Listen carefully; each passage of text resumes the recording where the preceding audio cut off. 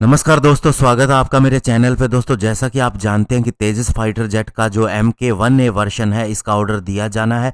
तो इसके ऊपर क्या इंप्रूवमेंट हुई है और क्या इसकी अभी सिचुएशन है, आज इसी के ऊपर बात करेंगे। चलिए दोस्तों शुरू करते हैं। तो दोस्तों, एक तरफ 83 तेजस MK1A की डील होने वाली है, दूसरी तरफ HAL के चेयरमैन आर माधवन ने मीडिया इंटरव्यू के दौरान कहा है कि aircraft research and design centre यानी कि ARDC ने तेजस फाइटर जेट का स्ट्रक्चरल डिजाइन कंप्लीट कर लिया है और ये structural design light combat aircraft Tejas MK1A version के लिए है, जिसके अंदर सारी इंप्रूवमेंट भी है और साथ ही इसके अंदर बेटर ऑपरेशनल और मेंटेनेबिलिटी भी है। और दोस्तों, जितना भी रीडिजाइन मॉडिफिकेशन किया गया है इसके डिजाइन के अंदर, वो स्ट्रक्चर के अंदर भी किया गया है, बल्कि दोस्तों इलेक्ट्रिकल वायरिंग, कूलिंग सिस्टम ये भी चेंज किए गए हैं और अभी ये सारे कंप्लीट हो चुके हैं। और दोस्तों, अभी चूंकि HAL को 83 इन फाइटर जेट का ऑर्डर नहीं मिला है, तो ऐसे में HAL ने अपने ही फंड से बहुत सी डेवलपमेंट करनी शुरू कर दी, इसका रीडिजाइन भी किया और इन हाउस इसकी जितनी भी डेवलपमेंट हो सकती थी सॉफ्टवेयर या अन्य सिस्टम के अंदर,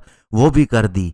और 2 LSP तेजस MK1 यूज किए जा रहे हैं एक टेस्ट बेड के रूप में, स्पेशली दोस्तों जो रीडिजाइन स्ट्रक्चरल डिजाइन चेंजेस किए गए हैं उसके साथ में। और HAL को ये जिम्मेवारी दी गई है कि तेजस MK1A ना तो केवल लाइटर हो बल्कि इजीली मेंटेन भी होता हो। यही कारण है कि इस फाइटर जेट के अंदर बहुत सा डेड वेट जो अंदर की साइड में है उसको हटाया जा रहा है, ताकि इसकी रिपेयर सीजी हो सके और साथ ही इसके अंदर कई सिस्टम लगाए जा सके, सेंसर लगाए जा सके, जैसे कि AESA radar, electronic warfare suit, DMG।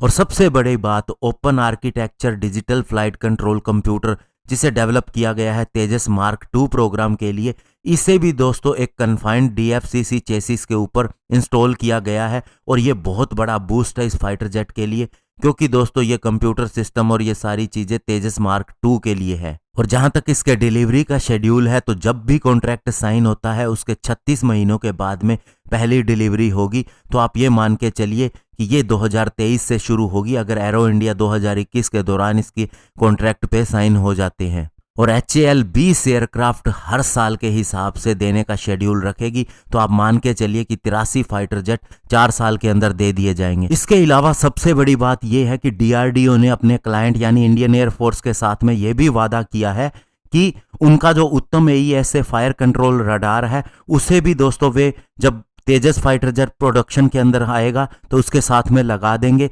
हालांकि दोस्तों जो पहली यूनिट आएंगी कुछ एक तेजस फाइटर जेट की, उनके अंदर Israeli Elta ELM 2052 AESA radar भी लगा होगा, जो कि अपग्रेडेड सेल्फ प्रोटेक्शन जैमर के साथ में आएगा, जिसे एल्टा ही प्रोवाइड करेगी। और HAL अभी इस प्रक्रिया के अंदर भी लगी हुई है कि इंडिया की पहली locally develop Astra MK1 air to air missile को भी उनके home grown fighter jet LCA Tejas MK1 के ऊपर लगाने के लिए क्लियरेंस मिल जाए, ताकि तेजस MK1 और MK1A दोनों के अंदर हालांकि डिफरेंट FCR का इस्तेमाल होता है, फिर भी इनके अंदर इस मिसाइल को इंटीग्रेट कर दिया जाए।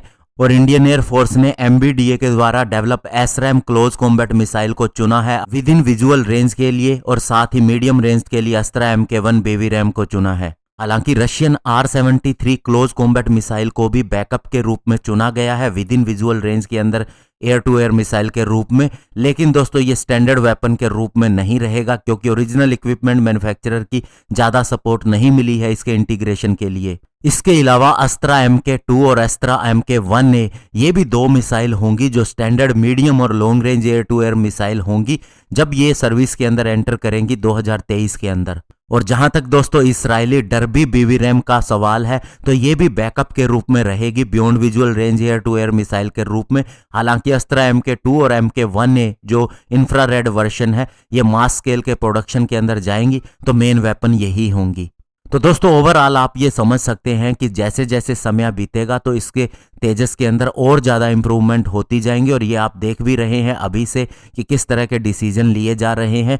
और आने वाले समय के अंदर दोस्तों तेजस MK2 जब आएगा, ये कंप्लीटली दोस्तों ऐसा फाइटर जेट होगा जिसके अंदर कोई भी कमी नहीं होगी, और ये राफेल फाइटर जेट से भी ज़्यादा बेहतर होगा। और इसीलिए हमें लगता है कि हमें राफेल फाइटर जेट को और ज़्यादा नहीं खरीदना चाहिए, और ये सारी चीज़ें अपनी टाइमलाइन के हिसाब से चलती जा रही हैं। धन्यवाद, जय हिंद।